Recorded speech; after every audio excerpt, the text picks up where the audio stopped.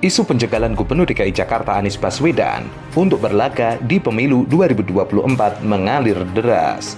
Hal ini terjadi setelah parpol pendukung pemerintah di DPR RI berniat membatalkan pembahasan revisi Undang-Undang Pemilu 2024. Pembatalan ini dianggap sebagai upaya untuk mencegah Anies Baswedan karena jika tidak direvisi, maka Pilkada DKI Jakarta tidak akan diselenggarakan pada 2022, tetapi dimundurkan di 2024. Diasumsikan, Anies akan kehilangan panggung jika ia tidak lagi menjabat sebagai kepala daerah. Salah besar jika membatalkan revisi Undang-Undang Pemilu dapat mencegah Anies Baswedan untuk memenangi pemilu 2024. Cara ini dianggap sebagai hal yang salah, karena Anies punya kemampuan untuk mengantisipasi cara-cara seperti itu, sehingga dia tidak akan terjegal untuk memenangi pemilu 2024. Anies hanya akan terjegal jika tidak ada parpol yang mencalonkannya di pemilu 2024. Tapi ini juga kemungkinan tidak akan terjadi, karena kemungkinan ada 3 partai yang mengusung Anies Baswedan di pemilu 2024. Terlalu mahal harga kepentingan publik yang dikorbankan jika menjegal Anies Baswedan dengan membatalkan revisi Undang-Undang Pemilu. Ada kemungkinan Presiden Jokowi sedang melakukan testing the water terhadap kesetiaan partai-partai pendukungnya. Bahkan, elektabilitas Gubernur DKI Jakarta Anies Baswedan terus naik dan unggul dalam jajak pendapat yang dilakukan oleh lembaga survei Median. Anies masih lebih tertinggi dan di bawahnya ada Menteri Sosial Tri Risma Harini atau Risma. Hal itu membuat para buzzer istana dan juga anggota fraksi PDIP DPRD DKI Jakarta naik pitam.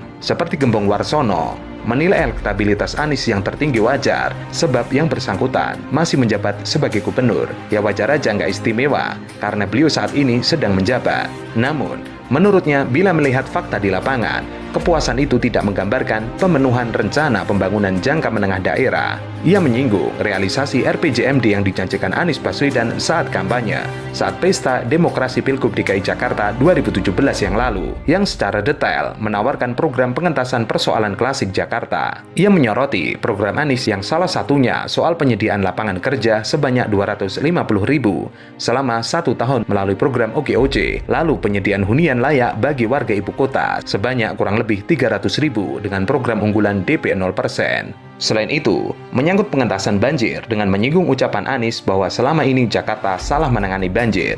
Ia bilang, pernyataan Anies itu karena air yang turun dari atas langsung dialirkan ke laut yang seharusnya air itu masuk ke perut bumi. Ketiga contoh program unggulan itu belum menunjukkan tanda-tanda tercapai, bahkan nyaris gagal.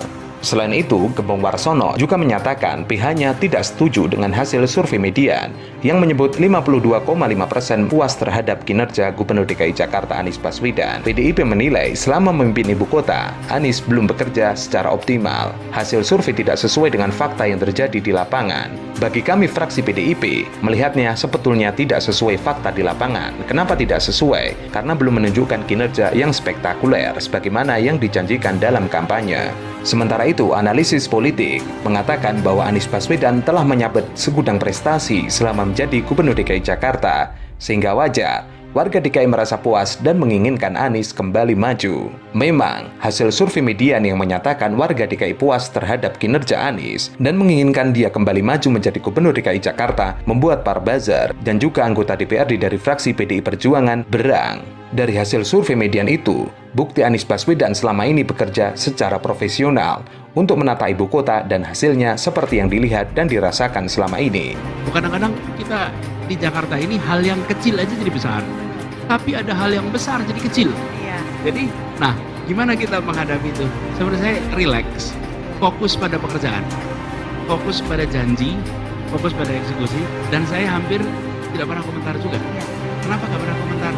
Karena memang banyak sekali yang cara menjawabnya tidak dengan kata-kata, tapi menjawabnya dengan karya-karya yang nyata.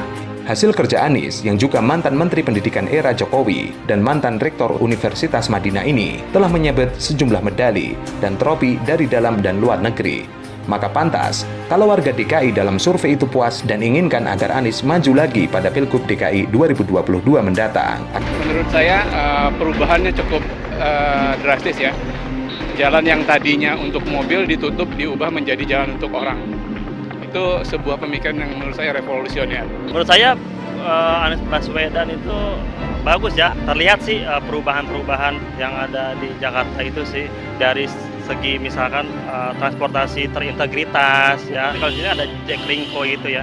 Kan dari dulu pejalan kaki ya itulah kurang tertata dengan rapi. Jadi sekarang udah lebih kelihatannya kayak di Singapura lah.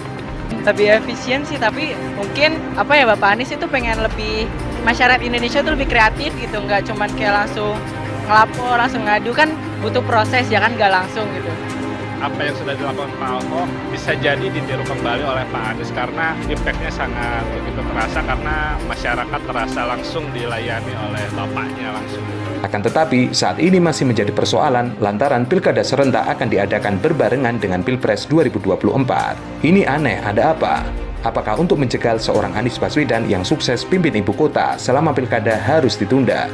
Gunjang-ganjing soal undang-undang pemilu yang kemudian ada soal normalisasi pilkada, artinya akan ada pilkada tahun depan di DKI, juga Jawa Tengah dan Jawa Timur. Apakah ini murni untuk memperbaiki sistem pemilu kita atau sesungguhnya ini tentang pilkada rasa capres tahun depan? Apakah ini menjadi ramai? Karena ini sesungguhnya tentang panggung politik untuk nyapres di 2024. Betul, khususnya untuk Jakarta. Kenapa? Pertama, Jakarta itu pilkadanya tahun 2022, sehingga kemudian kalau 2022 tidak ada pilkada, yang menjadi petahana itu harus turun, ya, dan dia praktis katakanlah kosong, keluar dari panggung yang sangat strategis yang bernama Jakarta selama kurang lebih setahun lah, kurang lebih ya, setelah 1 tahun lebih begitu. Nah, orang menyebut di sini ada kepentingan Jawa Barat, Jawa Tengah dan Jawa Timur. Sebetulnya menurut saya tidak begitu ya. Sejauh pemilunya tetap diselenggarakan serentak pada bulan April 2024, itu mereka tidak punya problem. Sebenarnya hal itu tidak perlu terjadi. Anies alumni UGM mesti didukung untuk benahi DKI dan bila perlu benahi Indonesia ke depan. Bukanlah Anies sering disebut sebagai gubernur Indonesia. Anies memang mempunyai bakat dan talenta kepemimpinan yang bagus. Ini aset nasional, jangan dijegal dengan dalih-dalih yang tidak masuk akal. Jadi kalau ada yang anggap Anies tidak bisa kerja itu aneh dan mengada-ngada.